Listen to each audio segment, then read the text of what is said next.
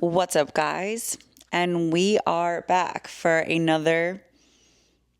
I keep calling them episodes, but it's not really a podcast. I'm not a podcaster yet. For 30s for 30, where we talk about starting over in your 30s, the things that you're going to face, things that you're going through, whether you started over like me, thinking about starting over, or you started over already and you're in a great place. So today's topic is loneliness and stillness. So this is something that I'm currently experiencing, and something that over this weekend I went to this event called Creators Hub. And I was talking to some of the top leading YouTubers, Instagram creators, and one common thing that I noticed from them was being in this creative space. They've all said, like, yeah, it gets lonely a lot of times. And guess what? You just got to say fuck it, and you got to tune out the noise. So now the reason I say that is because ever since I picked up my whole entire life from LA and moved to Florida, yeah, I've been feeling lonely because I realized that a lot of the friendships that I had, they're not friends, they're acquaintances, and they don't actually care about me, and they're not pouring into me as much as I was pouring into them. So now it's created this stillness period of where it's super quiet. There's no more invitations, there's no phone calls to check in on me, and there's just not a whole lot going on in my life, which isn't a bad thing.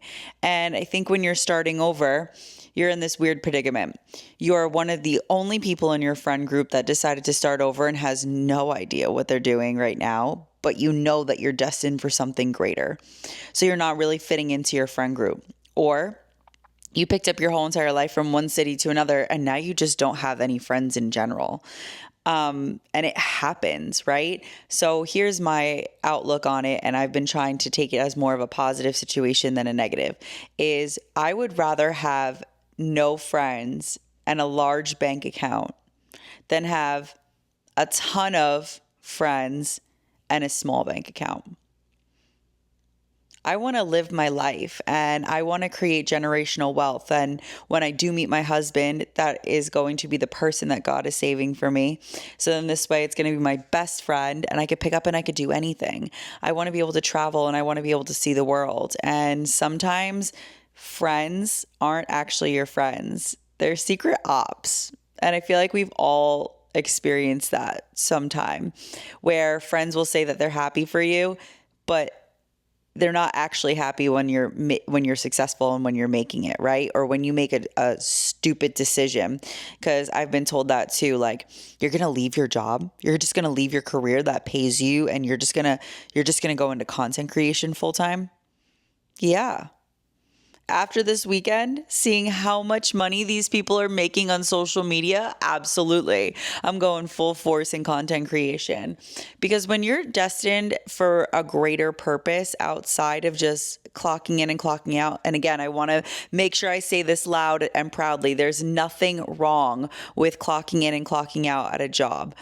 But it's just not for everybody. It's the same as college wasn't for everybody. I didn't go to a 4-year school. I just got a piece of paper that said I have an associate's degree, just to, make myself happy that I did something and that I went to college, but I always knew I wanted to do fitness.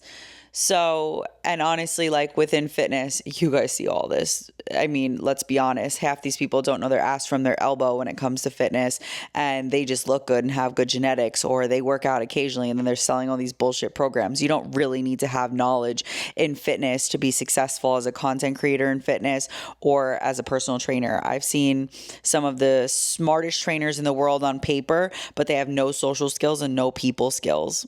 So they're not successful in their day-to-day business, and they stay stuck in those corny gyms like LA Fitness and all that stuff for their whole life. No disrespect, just wasn't for me. But anyway, I say all that to say, once you know that you're destined for a greater purpose in life, it does become lonely because not everybody sees that same vision as you. Or when you start talking about more positive things and you're not operating from a low vibrational place anymore, those people start to distance themselves, right? Because it's easy to befriend somebody and stay around somebody when you're up here and they're down here. It's an ego thing. And that was what I realized, like a lot of my friends in LA, they all enjoyed being around me because it was an ego contest, like that's just what that city really brings, but not the people who were born and raised there. Let's get that clear. That's what that city really brings. It's like people are like preying on your downfall. It's just like it's an ego boost for them to know that they're doing better than you in life. And it's true. And I think sometimes a lot of the world lives like that, but hey, it is what it is. So it's created this atmosphere now that I've removed myself, and now I've literally realized that those people were never my friends, that they didn't really have the best interests in their heart for me. And now that I'm doing better with myself, like physically in my body, I'm losing weight, I'm feeling better, I'm going to the gym, I'm more consistent. And now that I'm getting on these partnerships and brand deals and stuff like that, and I'm essentially just not literally, but I'm just sitting in a house all day while they're doing the same old routine that they're actually unhappy with.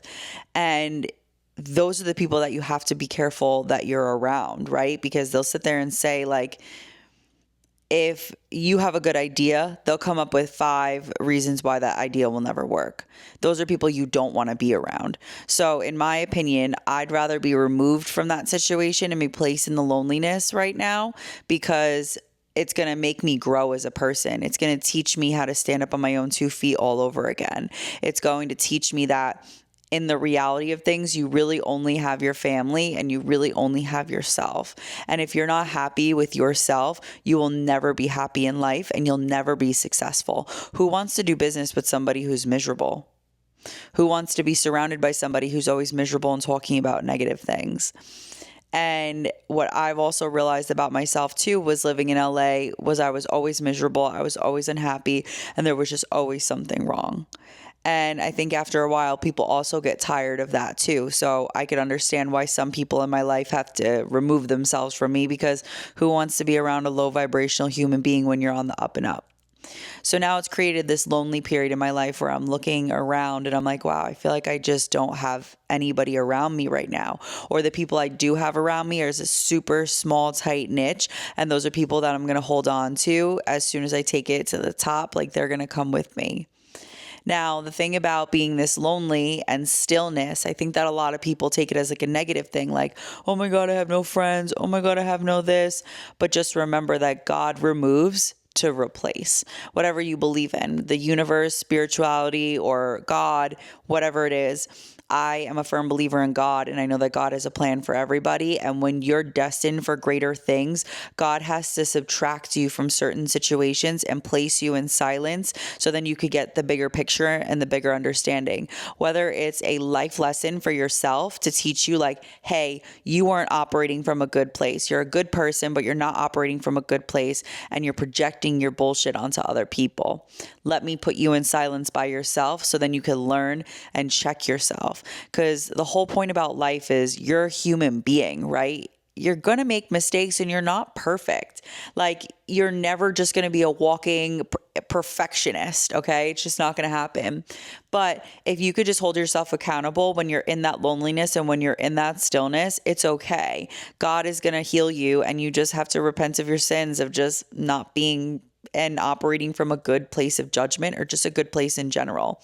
And this is why I'm standing 10 toes down to say that when you're unhappy in a place, or when you're unhappy at your job, or when you're unhappy in your life, why do you want to operate from that unhappy feeling? Why do you want to constantly be depressed? Now you're never happy for your friends who are doing well. You're never happy with yourself because you're doing the same constant routine over and over again that just does not make you happy. And then it just starts to trickle down. Then it's like anytime anybody asks you like, hey, how's your day going? Oh, I had this happen at work and I'm so unhappy and I'm just miserable, or I hate my boss and I hate my coworkers and I hate that I'm always working. It's like, oh God, Lindsay's calling. She's probably going to complain about something. Deny. Ugh, here comes Lindsay. I got to have a conversation with her. Oh my God. Like it becomes that, like when you're putting yourself in a miserable situation. So that's why I'm a firm believer in starting over in your 30s, because you get one life. Like who wants to live like that? And when you take yourself out of that, and now when God places you in the place of loneliness and stillness, you got to just look at it like, wow, my life is still. At first I was going crazy. I was like, do nothing. my dad literally told me, hey, I'm giving you the golden ticket right now. And I'm very fortunate for the situation that I'm in. He told me he's basically going to give me, he doesn't have a timeline, but a year where I can just focus in on myself and my business, and that I can really do this and that I can take content creation full time. So I highly suggest that when you're starting over, you need at least 1 month or 2 months to 3 months to really just sit in that stillness where you're not doing anything, where you catch up on sleep. You're catching up on just things that make you happy. For me, it's going to the gym. I took a whole month off from the gym and I just was living my life. I was sleeping in, I was going to the pool and relaxing. And I set myself up for that way so I can just be at one with my mind, and just so I can get more in tune with myself to say like, hey, these are characteristics and traits that I didn't like about myself. And this was the place that I was operating in. And this is something I don't want to take with me into the next chapter. So it called for a lot of stillness. It called for a lot of loneliness. It called for a lot of no's. I can't take that trip. No, I can't go hang out. No, I'm not making new friends while I'm out here. I have, but you know what I mean? Like, I'm not going to be out and about. I'm not looking to go out clubbing. I'm not looking to do anything that I'm not supposed to be doing right now that's not bettering my future. Because if you have this opportunity to start over, you can't take it for granted. You just can't, because not everybody has the opportunity to start over. Some people really do have to work these jobs and they stay miserable for forever. And that's unfortunate. I just couldn't be one of those people because I was at my wit's end. I was ready to jump off my amenity deck. I wish I was kidding, but I wasn't. I just think back to those moments and I'm just so thankful that I had the people that I had around me to pull me out of that and to give me realistic conversations to be like, hey, yo, what's up with you? Like, you good? And I'm really lucky that I was able to realize that this is what I equate it to. If you're in your 30s watching this, then you know this. Okay, remember when we were kids? That little board that the circle went with the circle, the square went with the square, the triangle went with the triangle. I was a triangle trying to shove myself in a circle. So it created this like uphill battle for me and my mental state all the time, trying to fit into a place that I didn't. And like I said, I started operating from a low vibrational place. And that's when I was like, this can't be it for me. So again, now removing myself from that. And now I just wake up in happiness. Now I wake up with purpose. I'm journaling more. I'm more in tune with my walk of God. I read the Bible every day. And what I've learned in the Bible is that in order to get one with yourself and to get one with God, you have to sit in stillness and you have to sit in loneliness, but you're not actually lonely. So again, this isn't me being a Jesus freak. This is me saying whatever it is that you believe in, you have to believe that the universe has a different pathway opening up for you, that this is not it. Like, you're not just meant to be alone for the rest of your life. But when you're getting set up for your next when you're getting set up for your next chapter in life, God places you in this lonely period so then you can not backtrack. And I'm a firm believer in that. Today, when I was at church, I opened up to a random part of the Bible, and one of the verses was just, you're not alone. And when I was reading it, I was just like, wow, how many people out there are actually feeling the way that I'm currently feeling right now? And I realized that it is a lot of people that are operating from this place and they're now starting over and they're sitting in their house or they're sitting in their apartment and they just feel lonely. They feel empty. They feel like, did I make the right choice? But I'm here to tell you that you did make the right choice and that this is all part of the plan. And take this time to be alone.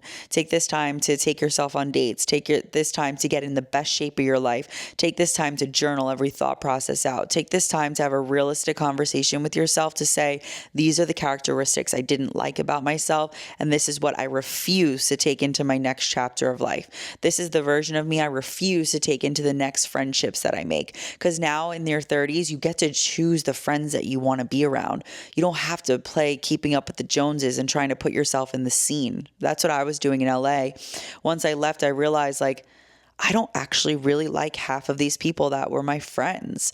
And I was just friends with them because I had to be, because they were all in the fitness scene. I had to be nice to them. I was going to see them at every single fitness event. I had to be cool with them because this one was able to help my future out. And you don't have to do that anymore. Like, especially once you remove yourself and you start over fresh and you go to a whole new city or a whole new state, you don't need to. You can pick and choose who you want to be friends with now moving forward. And it's a beautiful thing. You don't have to bring that old version of yourself, and you don't need to punish yourself for forever. Let it go. Let that shit go and become the person that you want to be. If you don't want to be miserable, become happy. If you want to be successful, become successful. If you want to be a content creator, become a content creator. Like, you can do it. The friends that you had, they may not understand. They may not really support you. And guess what? Friends that don't understand you, whether they work a 9 to 5 or they work in a niche, you don't need those people. A real friend, no matter what, is always going to see where you're at in life, and they're always going to give you some positive reinforcement, and they're going to give you some accountability to tell you about yourself as well. But at the end of the day, they're always going to love you, and they're always going to support you. Those are the friends that you want to keep with you. At your lowest of low, your friends may distance yourself, but once they see that you're getting better, because it's like I told you before, Lindsay's calling, oh God, like, misery loves company, and positive people don't want misery. So, okay. But they'll always come back around when they're your real friend, because they'll see that they gave you the space, they gave you the stillness, they gave you the loneliness for you to sit with those thoughts and to become and elevate yourself. Because at the end of the day, it's the same thing as me being a trainer. I can give you the program, but I can't make the chicken for you. Can't create the work. Like, I can create the workout, but I can't get you to go to the gym and force you to do a squat. You got to go to the gym and follow the plan. It's the same thing. Like, your friends can be there, but you need to go through this lonely period of time to fix yourself, to become a better version of yourself. Because you're probably not a bad person, but you probably just operated from a bad place, and that's okay. That's me. I'm not a bad person. I always lead with good intention. But because I was so miserable and unhappy, I was putting this mask on. I was pretending that I was okay, but I really wasn't. So in that pretending, I was on stage all over again, like I was in my bodybuilding career, just being a version of myself for every person except for myself. And it created this internal feeling of just empty and just operating from places and making decisions that I typically wouldn't. And it was just to people please everybody but myself. So the good thing is that I can hold myself accountable, because now that I've been at this for 2 months now, like, it comes with a lot of processing. It comes with a lot of trial and error. It comes with a lot of real talks with yourself. So the loneliness and stillness that you guys are experiencing, or if you're thinking about starting over, this is a chapter of your life that you have to experience in order to elevate. God only takes you down so low. When you're at rock bottom, can't go much lower. You can't do that. So now you can only just pull yourself up by each and every single day, hit your daily affirmations, pray, or ask the universe for whatever you need to ask for, and write out just things that you're grateful for. So then it starts to flip your mindset, because maybe I don't have a job right now and I don't have a consistent paycheck, but I have a roof over my head. That's more than most people have right now. I may not have the biggest bank account, but I still have money in the bank to keep me afloat. I may not have I may not have like a set work routine right now, but at least I have a healthy body and I can go to the gym with all this time that I have, and I can improve on my health and fitness to make me better for my next chapter. So it's going to be okay. You've got this. And I'm excited to see what you guys do. And I'm excited to see what I could do too. This has been another episode of 30s for 30.